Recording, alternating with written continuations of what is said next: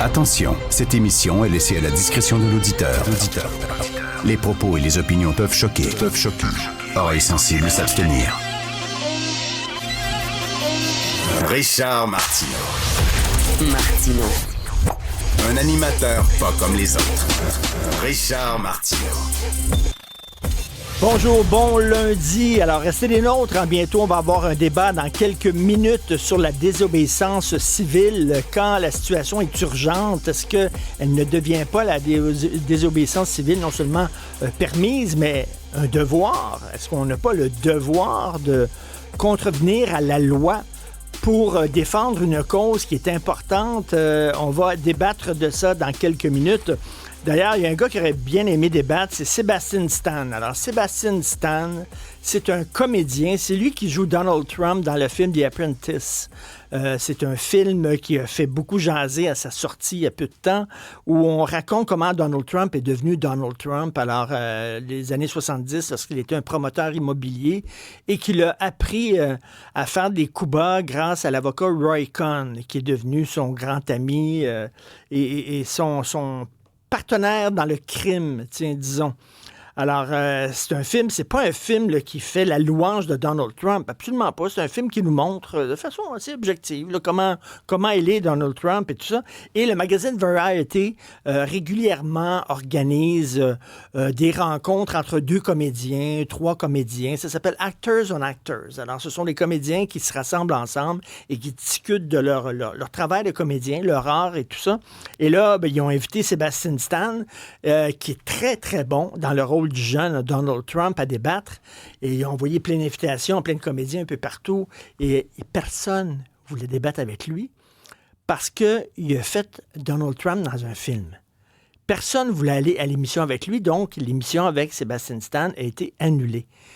Et lui dit, tabarnouche, si on veut comprendre le phénomène Donald Trump, il faut s'en parler. Il doit avoir un certain charisme, Donald Trump. Il doit résonner chez certaines personnes pour avoir gagné le vote populaire comme ça. Et puis bon, le Congrès, le Sénat, va dire, il a tout renflé. À un moment donné, c'est bien beau, c'est un écœurant, c'est un imbécile, c'est un fasciste, tout ça. Mais dans Sebastian Stan, il dit, ça nous fait pas avancer. Et j'aurais aimé ça, moi, discuter avec d'autres comédiens. Puis il est vraiment furieux. Surtout que le film en question... il n'est pas réalisé par un deux de pique, là.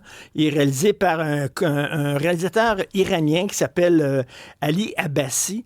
Ali Abbasi, son film précédent, je l'ai vu, ça s'appelait Les Nuits de Mashhad, et c'était sur une chasse à l'homme pour mettre la main sur un tueur en Syrie qui tuait des femmes en Iran.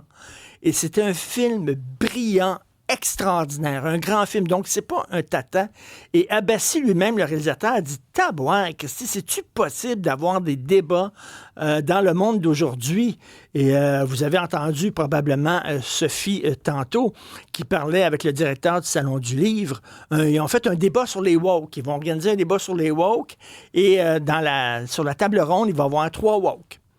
Woke 1, woke 2, woke 3. Un débat pour ou contre les woke avec 3 woke, OK? En France, il y a 80 librairies indépendantes. C'est pas rien. On va en parler avec Mathieu Bock-Côté tantôt. 80 librairies indépendantes qui ont décidé, eux autres, de ne plus tenir les livres de Hachette. Hachette, c'est quand même une très grosse maison d'édition en France. Ça a été racheté par Bolloré.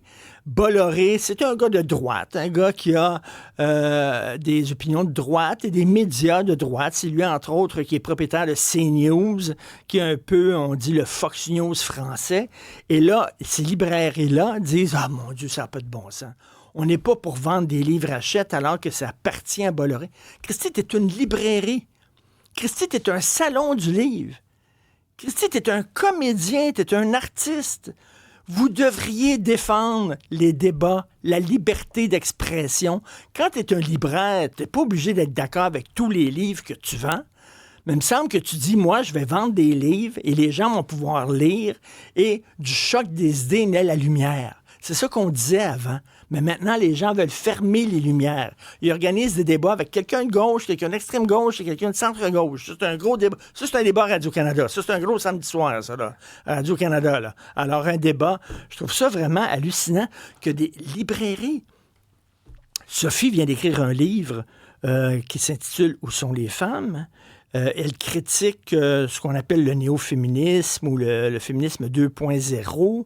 On peut être d'accord ou pas d'accord avec elle, mais il y a des gens qui écrivent à Sophie et qui lui disent « J'ai demandé ton livre à la librairie, je le voyais pas, il n'était pas sur rayon, j'ai demandé, puis là, la vendeuse m'a fait une grimace, puis elle a dit « On ne tient pas ça ici, ce livre-là, non, on veut rien savoir. » Vous souvenez-vous, Fahrenheit 451, le livre de Ray Bradbury qui a été mis en scène, justement, porté à l'écran par François Truffaut. Des pompiers brûlaient des livres. Mais là, tu as des libraires qui ne veulent plus tenir certains livres.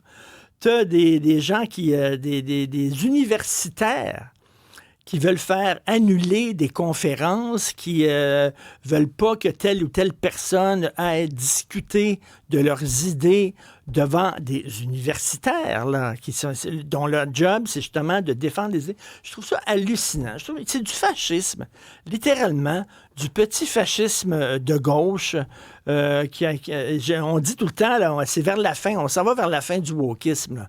J'espère, parce que j'espère qu'on est rendu vraiment au bout et qu'on va revenir, là, parce que c'est vraiment, vraiment déprimant.